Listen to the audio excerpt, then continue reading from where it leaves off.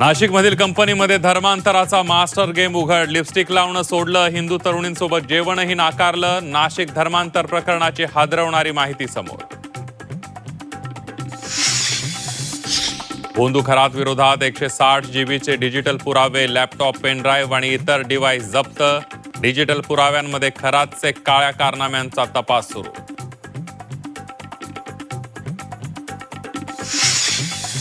भोंदू खरात प्रकरणामध्ये रुपाली चाकणकरांची बहीण प्रतिभा चाकणकर चौकशीच्या फेऱ्यात.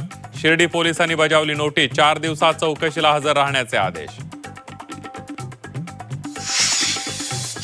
बीएमसीतील निधी वाटपाच्या मुद्द्यावरून शिवसेना युबीटी आणि भाजपमध्ये जुंपली. विरोधी नगरसेवकही निवडून आलेले असतात राऊतांनी सुनावलं, तर इतिहासाचा दाखला देत भाजपचं प्रत्युत्तर.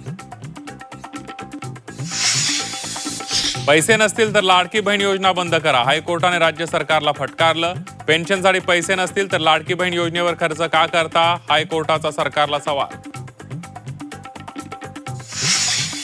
शाला अर्थ आयडी घोटाळ्यात आरोपींवर मकोका अंतर्गत कारवाईची तयारी. आरोपींच्या मालमत्तेची ही चौकशी होणार.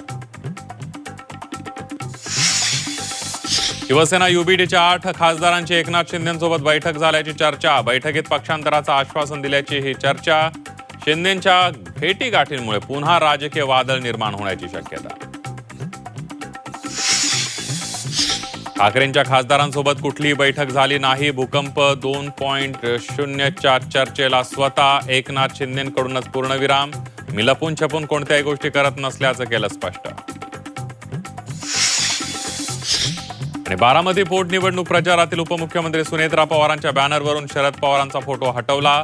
2.5 वर्षानंतर पवार कुटुंबात राजकीय दुरावा कायम असल्याची चर्चा.